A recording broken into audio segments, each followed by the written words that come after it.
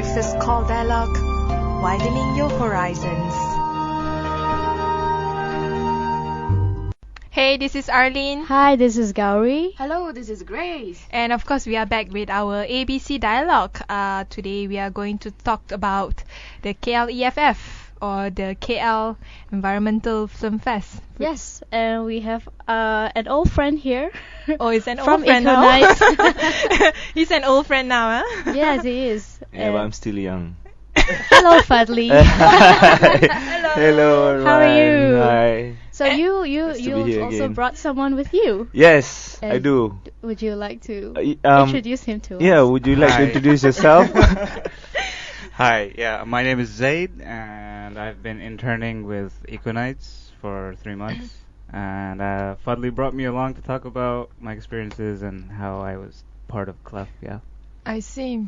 So I want to ask you, what was the first thing that he asked you to do, when your first day at interning there? Well, around the time that I joined, like I started, the KLEFF was coming up pretty fast, and EcoKnights had already done quite a bit of work, but they needed a lot of help with making sure the volunteers were there, the numbers were there, and someone to basically run that part of the program. So I think I came in the right time. They needed the help. I was Okay. ready to help. So yeah. And maybe you time, can yeah. tell us a little bit about your background. What do you study? What are your interests? I'm finishing my degree in biotechnology. And Which my university? it's a really small university, not far from here, Malaysia University of Science and Technology. Okay. Yeah. And yeah, the internship is pretty much the last thing. So for me to finish off my degree, and yeah, I decided to do it at EcoKnights. And why is that? There must have been a reason why you chose Well, EcoKnights. it was I heard about it from a friend of a friend, and she had a good time interning with EcoKnights, and to be honest, I didn't really want to do my internship in sort of a lab or like a 9 to 5 Okay, sort of typical okay. job. I wanted to try something different. Where you and- can actually make coffee and tea for someone, right? Yeah, no, Or running around. where I actually don't need to be making coffee for people, or Yeah. yeah. That's one of the perk, doing internship at EcoKnights. Are You you don't have to do advertising coffee. your internship? Yeah, no, I think they should, because it's not like a corporate. It's not like interning in a corporation where Right. in a corporation Everything is so formal and- exactly, and you're given task and you can't do anything different to that. You can't be innovative. You can't really help out with what the company is actually doing. Whereas at EcoKnights, they're really they're looking for people to come, give input, help out. So yeah. So instead of making the 3-in-1 coffee, you actually given the option to make like cappuccino or latte. Is that the case? So Fadli, Yep. I know you like tea, so we are not going to talk about coffee. I had Milo this morning, so Milo is okay too. It's fine. So talking about being innovative, the Environmental Film Fest is definitely one of the very innovative initiative by EcoKnights. So how it turned out? Was it great? How many film submissions was it? And were there any international filmmakers coming to KL? Yeah, wow. This year was really a new experience, even for EcoKnights. It's the second year we organize it at Publica, and we had to improve. The first year there was a lot of things we need to learn from, and things that we need to move around, and we had some also challenges last year. So this year we really had to put a lot of effort, communications, getting more people to know about it, sharing all the information with different groups, like people who watch films, people who want to come for workshop, people who wants to come and listen to the music, people who want to shop, and there were about 385 submissions.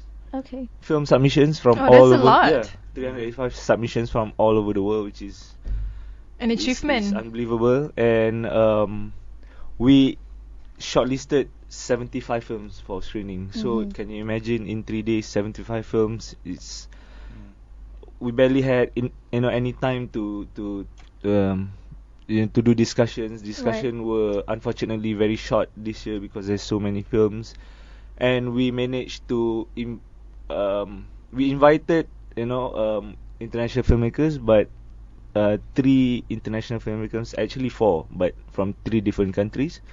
Ross Harrison from United Kingdom, and then for the film Sunset over Selangor, and then Giovanna and Dusan from Republic of Serbia. She's quite far too. And another one not filmmaker, editor, representing a filmmaker from China. So because we didn't have enough fund to bring them over, to pay for everything, so they came on their own expenses.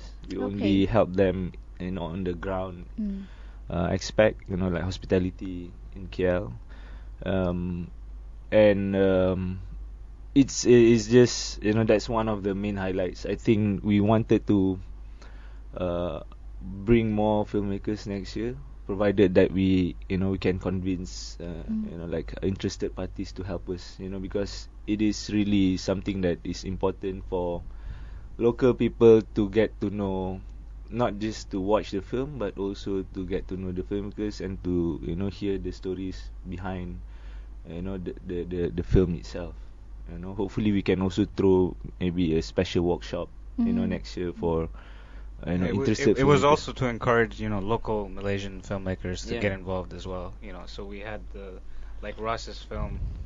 I think had a pretty big reception. Yeah, of course. It's and when he talked about how he made it and how he went to the jungle. he made the movie about Sunset over Selangor. Yeah, about the Penan people. Yeah, Penan people. And he just took his own handheld Yeah, camera. He was here. So, it was people easily get connected with the film, and then they were surprised because why someone from out of Malaysia had to come here and made a film about Malaysian. What are we doing about it? There's another discussion. From your experience hosting so many KLEFF and also connecting with a lot of activists and environmentalists in Malaysia, are there a lot of environmentalists in Malaysia that are getting their hands dirty and behind the camera and then trying to tell a story? Because the person Ross is not a Malaysian, but he's passionate about the local issue here, that he actually do it by himself, and he's still a young chap, if I'm not mistaken. Yeah, like early 20s. Right? But what about our local filmmaker or activist or environmentalist? First of all, I won't say anything bad about our local activists or environmentalists, because obviously they are really doing their parts and trying to do what they're supposed to do, like saving the world and getting more people aware about this thing. But I think what is lacking is that the communications part. A lot of people are doing good things, really like important stuff, but they just don't know how to communicate. And film is one of the ways to communicate to public, but it's not something that is very familiar, or like things that we normally do. I went to Hong Kong sometimes in March, was staying at the hotel, and as I turn the channels around, there's always documentaries about different things, about why people get divorced, different stuff. But documentaries outside of in the foreign countries are more people are more familiar with it. They screen it at like prime time. So but not here. Imagine if you do a documentary and it'll be screened in midnight or early morning at 8. Who wants to watch it? So it takes a lot of different people to work towards getting more of these kind of films outside, where more people watch. At 7 p.m. after people come back from office, you will watch all the soap drama, right? So imagine if you just one TV station just screw this, we will screen a documentary for 1 hour, 7 p.m. every day. People might actually start to watch it and understand more. When there's demand, then there's more avenue or allocation or support from different people. So that's why I think, yeah. Maybe you can come up with Eco TV or something. Yeah, I mean that's what we do. We have our YouTube channel. We have all the local films that that was produced by local students. We put it on our YouTube. But it's not enough. That's what I think. It's about getting people to care, because whenever you discuss issues related to the environment, it's very dry, it's very boring. People don't really, they're not receptive to it, because they say, well, yeah, okay, my life is alright now. You're telling me 80 years from now I have to worry about something? Why I'm not going to really worry about it. So, like Fadli said, raising awareness and doing it through films and documentaries. This is your first time actually coming to Malaysia, in Asia. Yeah, I haven't lived in Asia before this, and I've been here 3 years now. So. So, if you compare to Malaysia when it comes to environmental issues and concerns with your home country, which is in Saudi Arabia, could you share some differences or similarities? Well, there's quite a lot of differences, not much in the way of similarities. Mainly because I think overall Malaysia is doing better than, say, my home country or even countries in the Middle East in general. I think the reasons for that are quite a lot. I won't go into it, but for example, the major difference is that Malaysia has a lot more in terms of biodiversity, so you guys have a lot more to save, so to speak. So you are a better man of just sand dunes and all that. Yeah, exactly. Back home we're the world's largest oil exporter, so if that's about it, So whereas here you have so there are more stories to tell if you're talking about environmental there's issues. Quite a few. Yeah, I think that's why people like Ross and the international filmmakers are quite interested to come to Malaysia, because as we know, Borneo is one of the most biodiverse islands on the planet, and the animals and species that you have here in Malaysia are quite unique as well. So I think the issues are quite important here, and I think the work that EcoKnights is doing is quite fascinating as well, with the film festival and so on. So thank you, Zaid. So no more making tea for you. Anyway, we'll take a short break. When we return, we will discuss more about other stuff related to the film festival. ASEAN Breakfast Call Dialogue, widening your horizons. Hello and welcome back to Durian ASEAN. You're with Gowri. This is Grace. This is Arlene. And we are still with our same guests, Fadli and Zaid from EcoKnights, and they are here to talk about the KLEFF that just happened. And so we're back. We're going to continue our session, and maybe Fadli can go through the event once again. Of course, we talked about this many months ago before the festival, Yes. how it's being run, what were the events you had, but maybe you can refresh us a little bit. Or are there too many stuff? Yes, okay, give me a second.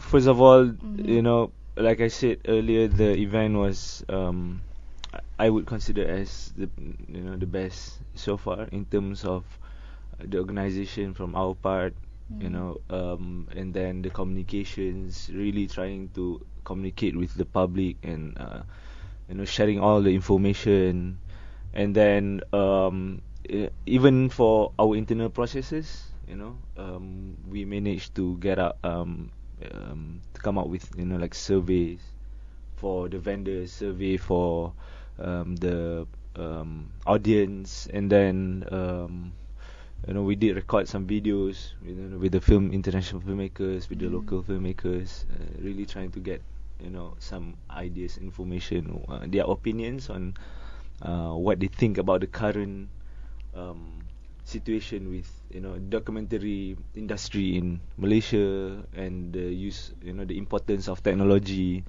to address environmental issues. So all this, I think, is something that we improved from last year. And this year, we had 75 films. We also had this one system we developed where we can monitor people coming in and out. Before this, we didn't have that. It's always like writing it on the paper, and it's really difficult, especially after the event. You have like a pile of papers, and you send it to interns to key in all the data. It's really difficult. So we had pre-registration on our website. We have registration on the day itself. People can come with one number, right? They just have one number. They can use it for 3 days. We have all the data. So, for instance, if say Gray, you came on Friday, and then you came again on Saturday, on Sunday. It's already registered. Yeah, it's already registered, and we know what time you come in, what time you come out, how long you stayed in there. So it's also important to see what kind of films that people actually come for, and what period of the day is the best time to screen the best film, maybe. So it's really important for us to identify areas that we can improve. And we had a total of 1,339 hours of people spending time watching the films in 3 days. Okay. So I mean, in total of about 700-800 people who came, a repeated audience. But imagine, like over 1,000 hours in 3 days. What are the popular ones? Oh, people like the GMO.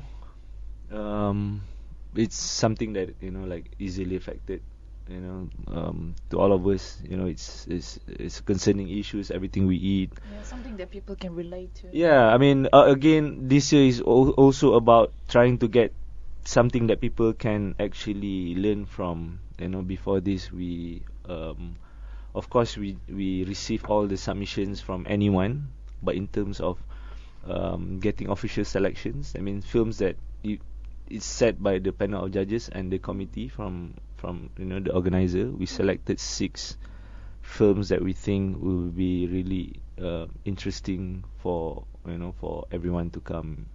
And it's also very good to see like families come with their kids, and that is something that we think is were the improvements, not just from our side, but also from people who actually came. And then we had about I think it's regarding that, it's cool that it was at Publica, like mall on a weekend. So even people who might not be aware of KLEFF just happen to be there for the weekend, and then with their families. Yeah, and then we had check out. like, how many volunteers did we have this year? Over 200. Yeah, with 200 over 3 days, and it was quite a good number. I wasn't there for last year's, but Okay. I think the volunteers this year were quite a lot.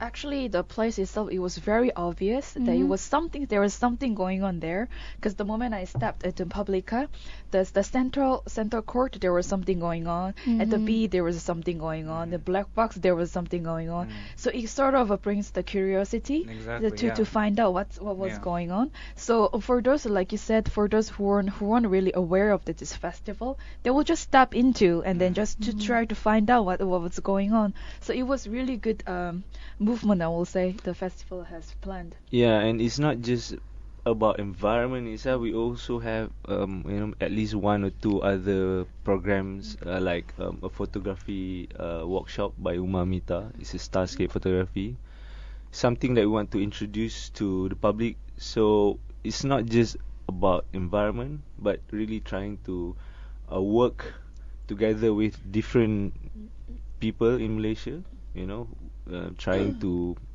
explore what are the possibilities to collaborate between like KLEFF and different programs or different activities.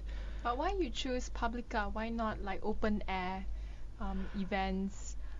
Is there any specific target audience that you're looking for? So first of all, the second week of October is Malaysian Environmental Week. So that's why normally we choose October. Secondly, October is a rainy season. So staying indoor is definitely better. I mean, not just for us, for everyone. Environmental program or event is not something that is widely accepted in Malaysia. So if you don't provide convenience to the audience or to your visitors, they might not come. Imagine if you do it in, say, somewhere that it's far from KL. But yeah, the thing is, public car is, you don't have public transportation. You still don't have public transportation, like easily accessible public transportation. Hopefully, if we can work with another, like public transportation services to, next year, maybe that would make it more interesting. Do you hope to have more younger generation to actually participate in this? Because I mean, you yourself, as an intern, you are a student. I'm not sure whether students nowadays, university students, they are into all these sort of environmental issues and festival. Yeah, I think that's a good point. Although I hope that's changing now. I think more and more of the younger generation are starting to understand the importance, and I think events like KLEFF make it more interesting, because my own personal experience, I had a lot of fun that weekend. It was a lot of running around, making sure volunteers were where they're supposed to be, and making sure all the other head volunteers had their areas covered, and it was quite hectic, but it was at the same time quite a lot of fun. And I think, so I think events like this from firms or NGOs like EcoKnights is a good way of getting the younger people involved, especially coming out of college. So are you personally interested in environmental issue before joining EcoKnights? No, well, not really. My degree is sort of more towards like the medical biotechnology, but I mean, environmental biotech was 3-4 courses during my degree. So you were forced to actually intern in EcoKnights. In other words. No, I think really for me it was, I wanted to do something different. I wanted to see, like, honestly, I hadn't heard about EcoKnights until I started looking for a place for doing my internship, and I heard from a friend of a friend, and I thought it would, why not? And it's turned out to be a really good experience. So, how do you feel like your experience in EcoKnights has changed you or has taught you? Well, first of all, I don't think 3 months is that long. Okay. But I think in those 3 months, I've definitely come to appreciate how hard it is to do environmental work, because you get a lot of people, you get a lot of sort of resistance from different, like, I don't want to blame people, but it's not the easiest thing to do. And I think if I had to pick something, I would say that what Yasmin and EcoKnights are doing is probably a little bit brave, and I think it's at the same time important. So I think that's probably what I've learned. Do you have any plans? Because I believe the next festival will be in October next year, right? Yes. And then until next year, October, what's your plan? For KLEFF or for Yes, EcoKnights? EcoKnights. For we have five. Any activities or any other stuff? We have actually 5 flagship programs every year that we run besides EcoKnights. We have Anugerah Hijau or the Green Awards. It's a nationwide green competition for youth. We have Nights of Nature, which we just organized 3 weeks ago. It's a sustainability camp for youth. We are doing it again tomorrow in Johor. Yeah, tomorrow we're going to Johor for another 3 days for our camp with the Johor youth to address environmental issues, to learn about environment, to share with them, and then also to volunteer at this indigenous people village in Pasir Gudang. So every year, there's always something going. But if you ask about KLEFF leading up to it, of course, we always open up invitation to corporate, school, residents, associations, communities, where we can go and screen the films. We know you can't, not everyone can come to the festival, but we can go to you. We have a list of films. I don't know. Our database is probably at least 400, 500 films that we have that you can choose from. Or of course, not everything that you can choose and watch, because sometimes they, a lot of them have, like copyright issues that we cannot watch, screen it.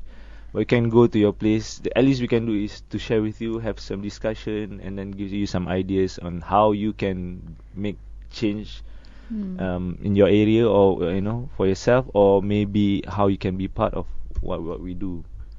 And earlier we were talking about the impact of KLEFF, and you were saying that some people are actually asking, like, okay, so you screen films, like, okay, so what? So what was your answer to that?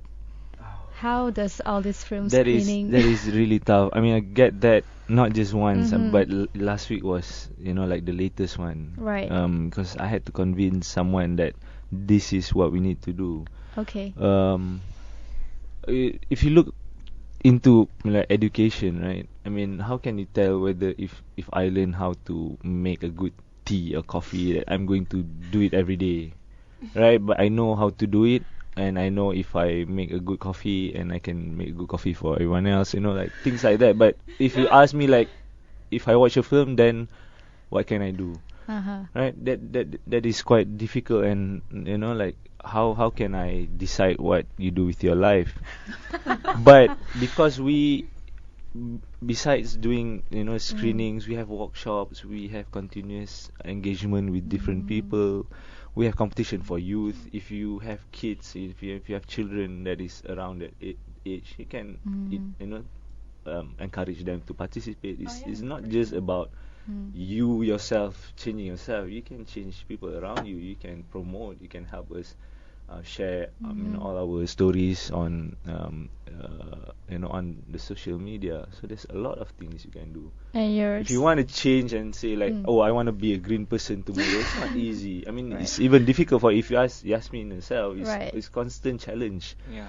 I had a talk with Zaid about this, and it's this sustainability concept is super complex. It's sophisticated. Even the most brilliant people in the world really can't really tell what's the best. They can't solve it. We haven't really solved how, because we have to literally change the way we live our lives, from like individuals to cities. So, imagine if you have to like take out this aircon now, because this consumes electricity. It's difficult, right? You have to start and learn how to make those changes within yourself, but that takes a long time. We are not an advanced country in terms of sustainability or environment. That's true. Actually, if you look at the bigger picture, I'm just putting the focus on Southeast Asia. We are one of the largest consumer of coal. We need the energy, and because of that, we are also one of the largest producer of other biofuel, like for example palm oil, and that would have a huge environmental impact. So I mean, from what I see, there are changes that can be done by individuals, like you don't use too much water just to brush your teeth, for example. But there are changes that corporations, governments, even society as a collective group can make the change. With EcoKnights, what kind of message that you hope to bring about if you are hoping for change to happen? First of all, if we don't do this, imagine who would do this. No one would do this. We started this 7 years ago because no one is doing anything. I mean, when I say no one is doing like a film festival or really trying to get films from outside of the country and show it to Malaysia. But how can you I mean, I give example of the Penan people, Penan tribe. How can you promote an issue without being without having political backlash, because at the same time a lot of the environmental issue, especially concerning lands and concerning commodity plantations and all that, involve some political I would say political clash within it. Oof. How do you popularize an issue, make it is an issue of humanity? It's not an issue of just about Yeah, certain so parties. that like that's what Zaid said. Like what we're doing is a bit, I would say, a bit brave. Because Yeah. it's it's always walking down this thin line between Not pissing not people pissing off. people off. And, Right. But that's the only way to to progress. We have to piss people off. We have to make some noise. And yes, sometimes you get all these questions like just now, like, okay, so what after this? You Yeah. screen films. Skeptic people who think that we are an idealist. but but In my opinion, sorry yeah, to cut you sure. off, but Sure, but no in my problem. opinion, I figured that there were quite a number of international filmmakers who actually made to Malaysia to produce the films and then to view their films. But I hope that many local filmmakers learn something from this in terms of quality, equipment, and the whole storyline itself. Because when I watched all those international films there, it was very beautiful. They were very beautiful, and then the messages were there exactly what to deliver, and then or what they really want from the audience. But I'm afraid to say, but there are still differences between local films and international films. So I really hope that the local filmmakers learn something from all those films from outside. Yeah, I think it's also because of the cost to produce a good film. We have at least one filmmaker that I know is like really out there, which is Lara Arifin.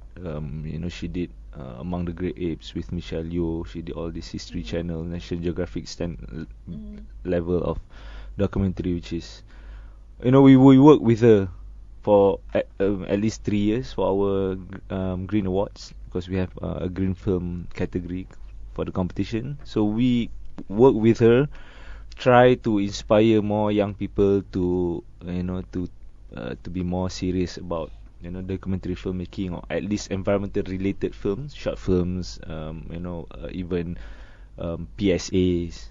We want them to not just think of environmental film as like in documentary. They can do something that is more fun, something that is more accepted. Creative, Yeah, something creative creative, animations. We want to have more of that, because if we are not really a society that spend our time watching documentaries yet. That's why once a year I think is quite okay.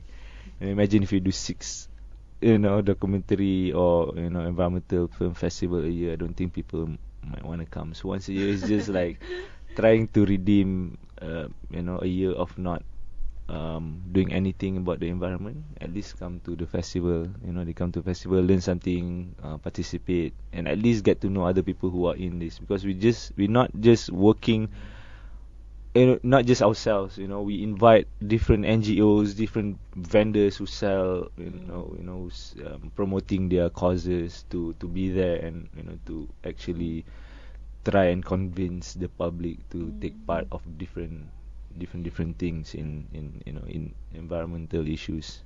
And like you were saying earlier as well, you cannot spoon feed the people. You can probably make the coffee, but you can't force it down the throat. Yeah, I wish So I you could. you can provide the platform, but at the end of the day, it's up to people to make full use of it. Yes, but that's why we engage with volunteers. We engage with different people, because we want to have a collective group of people who are who resonates the same idea or the same vision. So by doing that, this is KLEFF is one of the platform for people with this like-minded people to be there, and then we discuss and say that okay, we agree that this is how it should be, and together we all speak the same language, and then we try and keep motivating each other to continue this, because otherwise we can't do it ourselves. So if you have 1,000 people on Facebook who share every story that we write, imagine how many people you can reach. So, but now maybe it's not that big yet, but eventually, we will reach there at some point. And also for KLEFF next year, have you guys started the preparations now, or you're still taking a break from the last one? Zaid is smiling. What do you think, Zaid? Should we start now? We have started. We have we have prepared for the next year, especially revamping the website, trying to make improvements on like film submissions. We try to reduce the amount of filmmakers sending CDs to us, so we want to make it more online. Maybe try to come up with, like you say, EcoKnights TV, maybe something that people can watch online. So it's those kind of improvements, but the process is the same. Every February or March we'll open the submissions, and then we'll close it middle of the year, and then we select. It's I would say routine, but in terms of how we engage with our audience, is something that we are working on now. So we hope that more people can watch the films online, exclusive. Maybe they have to register and be part of, like a membership thing, where they have access to watch all these films. So every month we will upload like a different film that they can watch, something that we can monitor because everybody, anyone who watch, we know how many people watch, and then we can at least get this data, because nowadays is all about data, about how many people actually pay attention to what we do. Yeah. So we're actually at the end of our dialogue, so I just want to ask the two of you if you have any final messages to our listeners in terms of environmental awareness. Zaid. Yes, Zaid. Zaid. Well, okay, since you want me to, I think what's the biggest thing going forward is for Malaysians to not just become more aware, but to understand the issues that you face as a nation, and because it's true that you guys have a lot of natural resources, and biodiversity in your countries is too unique to be thrown away in the next generation or two. So I think just having discussions, people being more involved, whether it's in your community or whether it's within your family, even if you make changes in your own lives or in the lives of others. And I think overall that's a good message to send out. Right, so thank you so much, Zaid. Thank you so much, Fadli, for coming into our studio this morning. Pleasure to be here. And we had a fun discussion, and all the best for KLEFF. I hope to talk to you guys soon. This is Gowri. This is Grace. And this is Arlene. Goodbye, and see you tomorrow. Bye.